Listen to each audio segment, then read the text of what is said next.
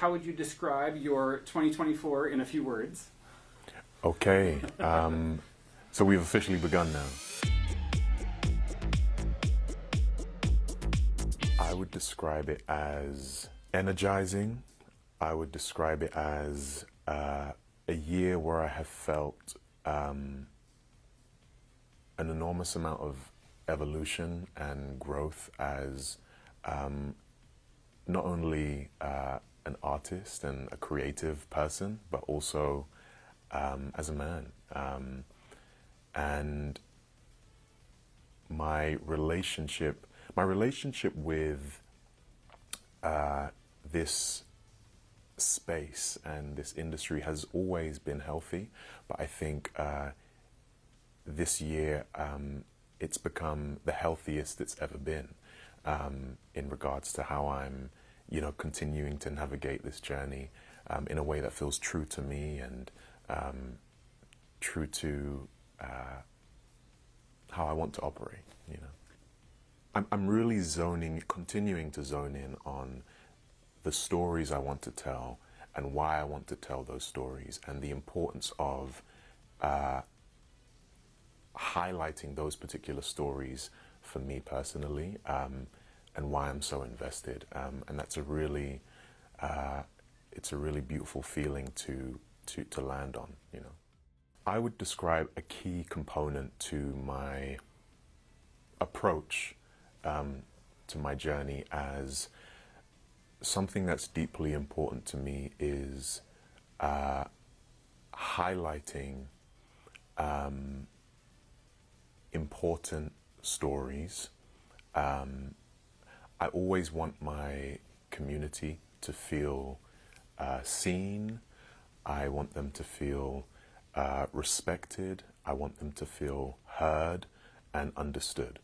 And I think the projects that I choose, that's my small contribution, hopefully, to that manifesting itself. There isn't a worse part.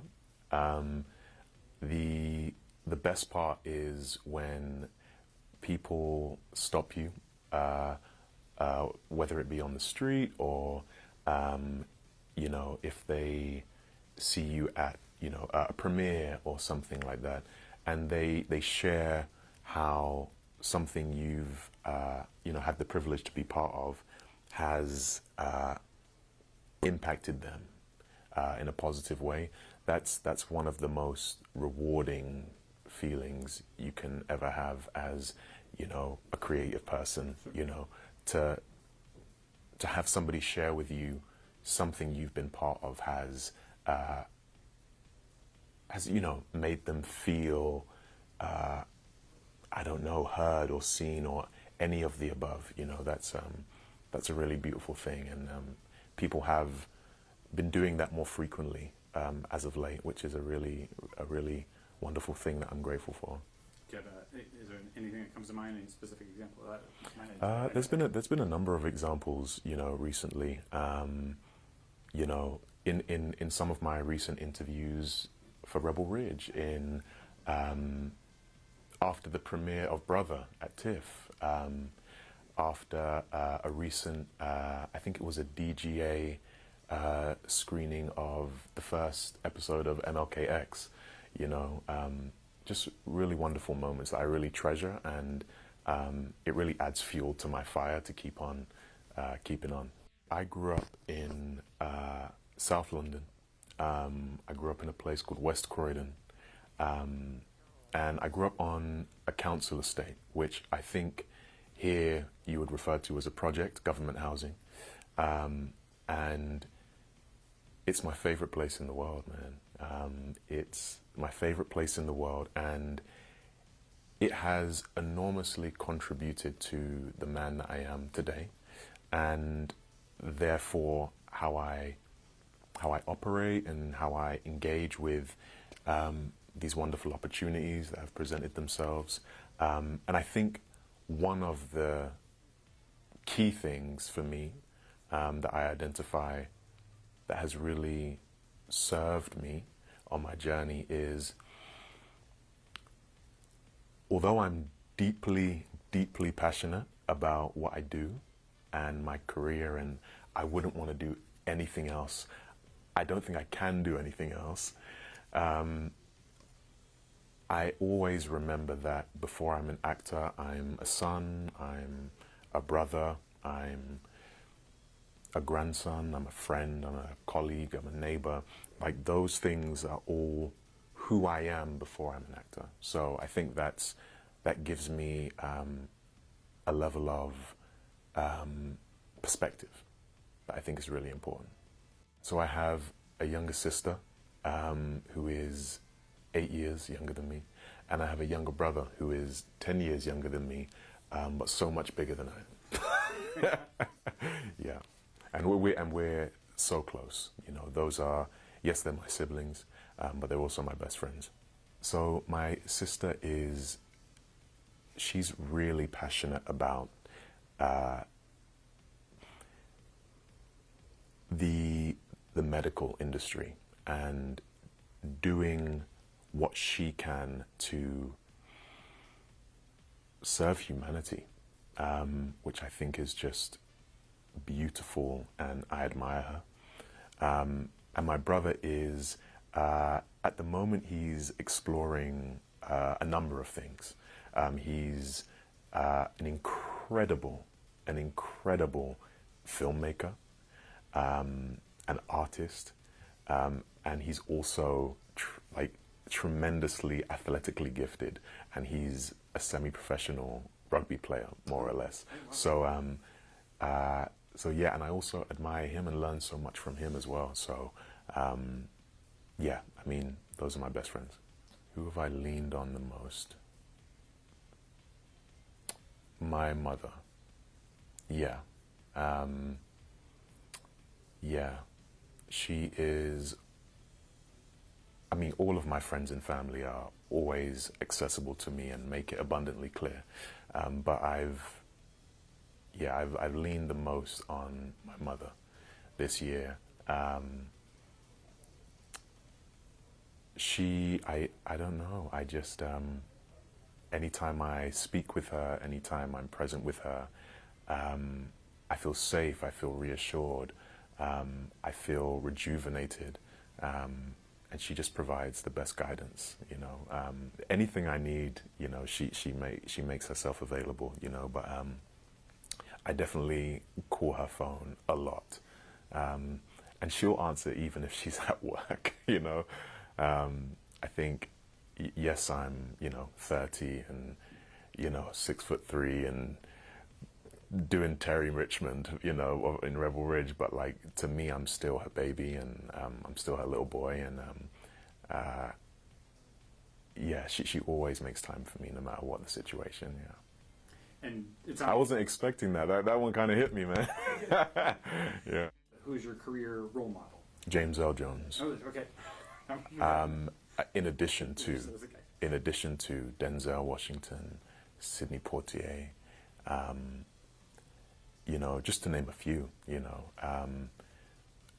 all of them are just, in my mind, just giants, and I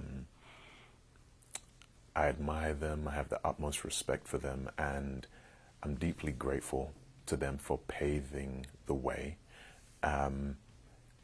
and being so generous on their journeys.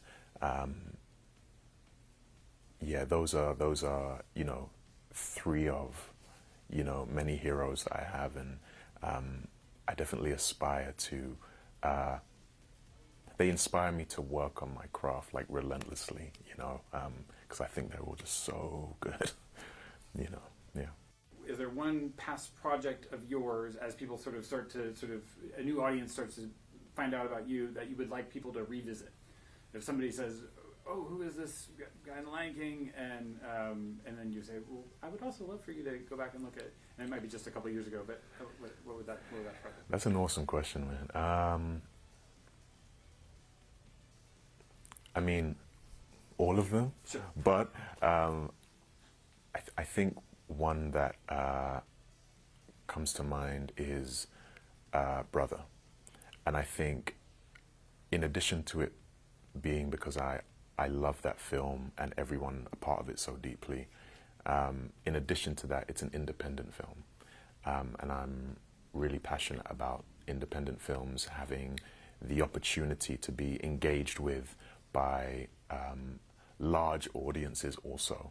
I think I really want independent films to stay alive and thriving, so I would like direct them to like Brother, which was an independent film that we really didn't know would ever, you know, get the opportunity to engage with an audience in the capacity and the context that it has. We didn't know it was gonna land on the Netflix platform. We didn't know for certain it was going to have a theatrical release, a limited theatrical release. We did it because we cared about it. We did it because we loved the story. We loved the novel by David Chariandy that it was based off of. And it was just, for us, it was undeniable. It was something that we needed to do. And I think that's where so many independent films come from, a feeling of needing to do it. So I would direct them to like the indie film. I say, go watch Brother. Yeah. What was your dream job as a kid? Well, there were two different dream jobs, right? So the first dream job was Maurice Greene was one of my, like, that was one of my heroes. You know, he was the fastest man in the world at the time that I was sort of early adolescence, I think. So I wanted to be the fastest man in the world. I wanted to be a 100-meter sprinter. That was my first dream job.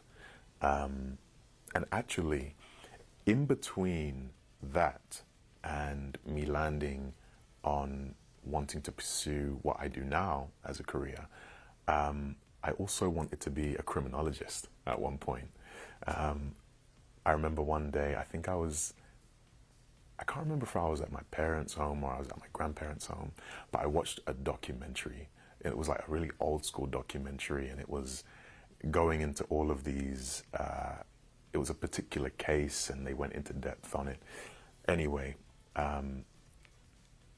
that plus I used to watch Columbo a lot at my grandparents' house. And then somehow my teenage brain was like, criminologist. Yeah. So at one point, very brief, but I wanted to be a criminologist. And then, of course, this, you know, yeah. You know, I haven't written in a long time. I used to, one of the things I used to do is I used to write spoken word, and I used to attend spoken word events, nights, competitions.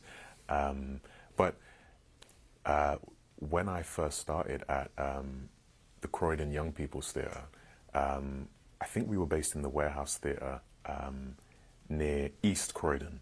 And man, we just used to devise our own work and improvise, and we'd perform it for whoever could be bothered to turn up. Often that wasn't very many people, but that's actually where I learned some of my foundations.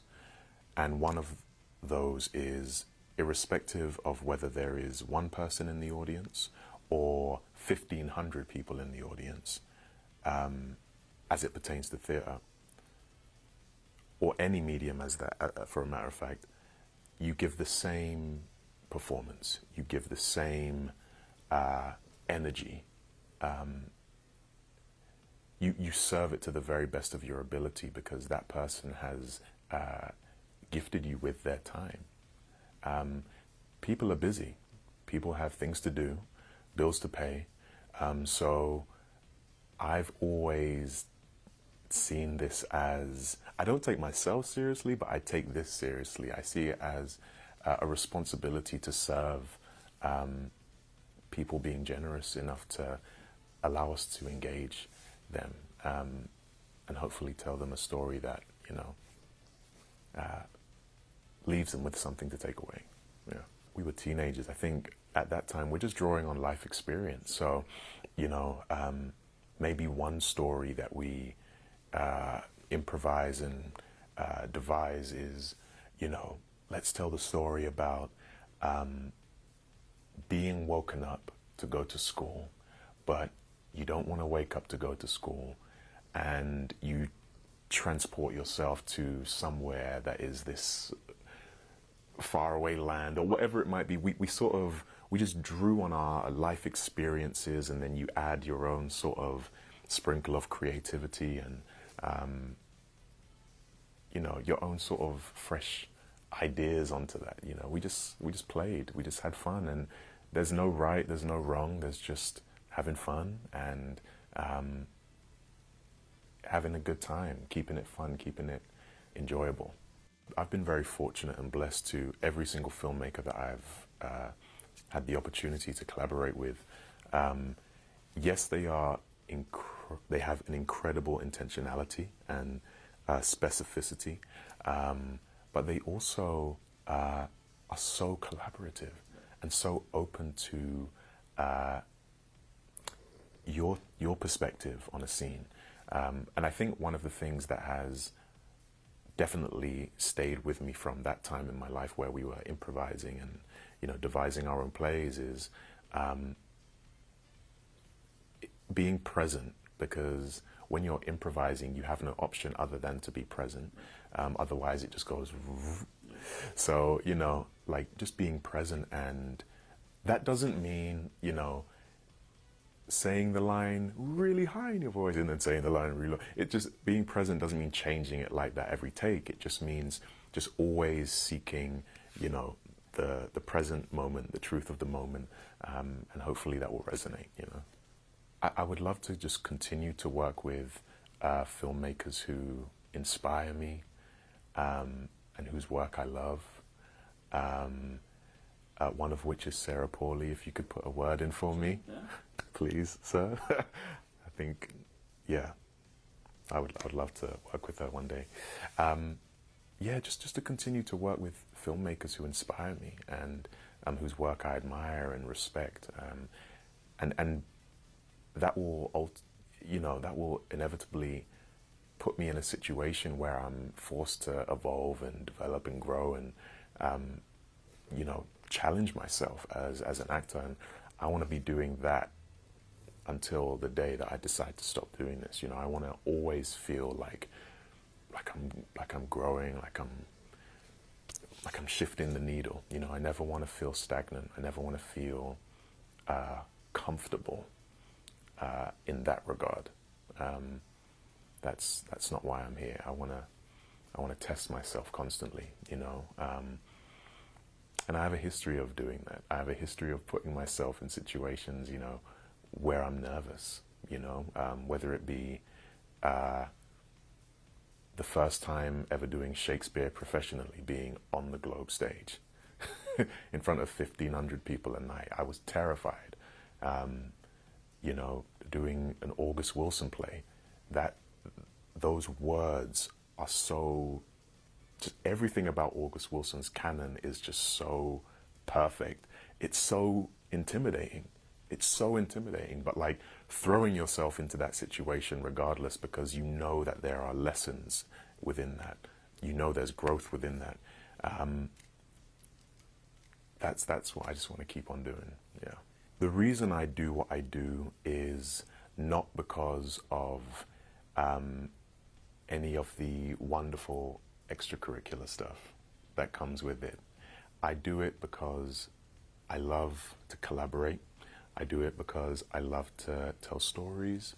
I do it because I love to have a deep exploration of humanity and the complexity and the nuances of that. So that's why I do this, you know, and I've been very fortunate to be able to do it on in a capacity that has allowed me to engage with a wide audience, which I'm so grateful for.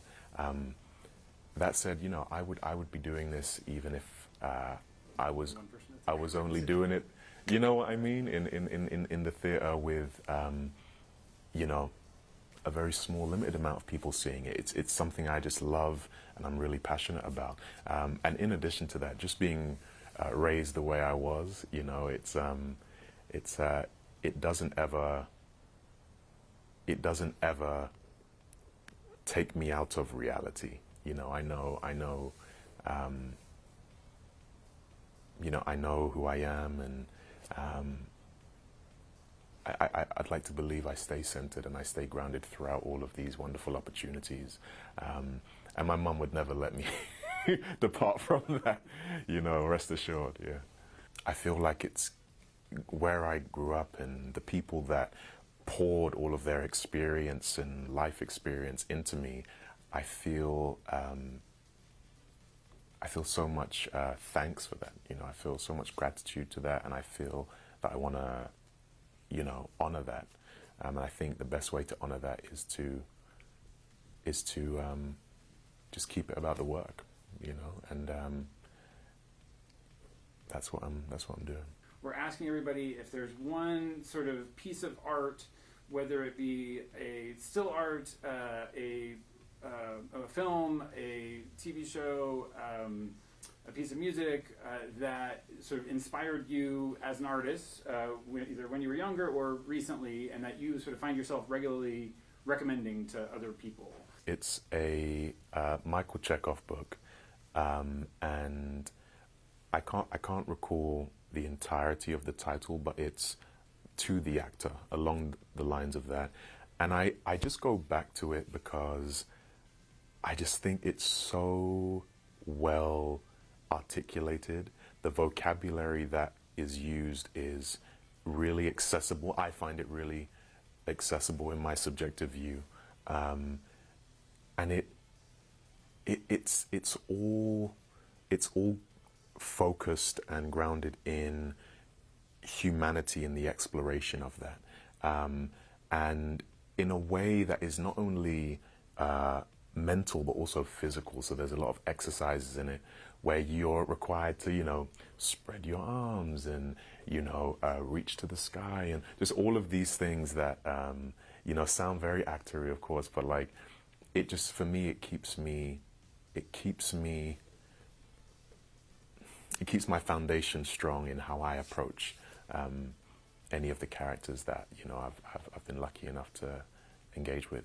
It was a beautiful experience. You know, interestingly, I as you mentioned and identified correctly, I'd never done animation before. So for me, I didn't know how to approach it.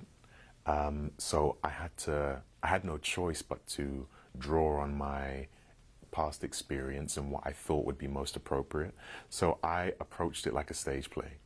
So I would warm up like I was about to go on stage, and I would approach every recording session like a play, you know, just really freely and really unapologetically, and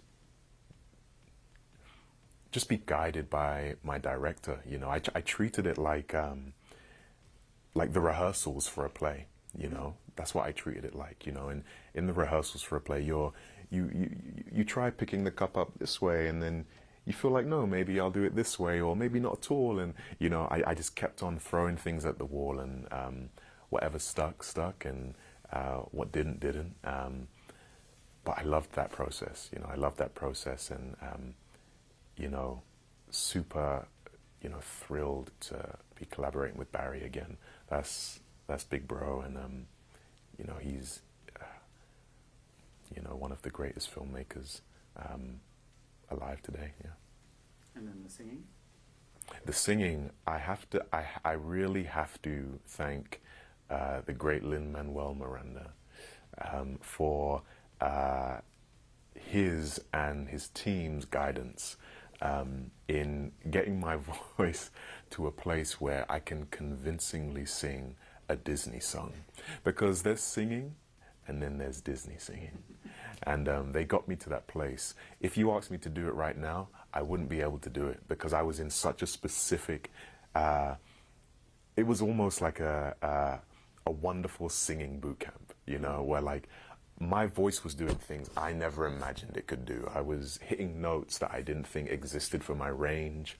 I'm just really hoping the footage of me singing these songs doesn't come out because I'm using all the techniques. You know, Lynn's like, throw the baseball. So I'm throwing the baseball while I'm, you know, trying to hit that high note and all of that stuff. So, but it was a wonderful experience, and we're just really excited to share it with everyone during the holiday season this year.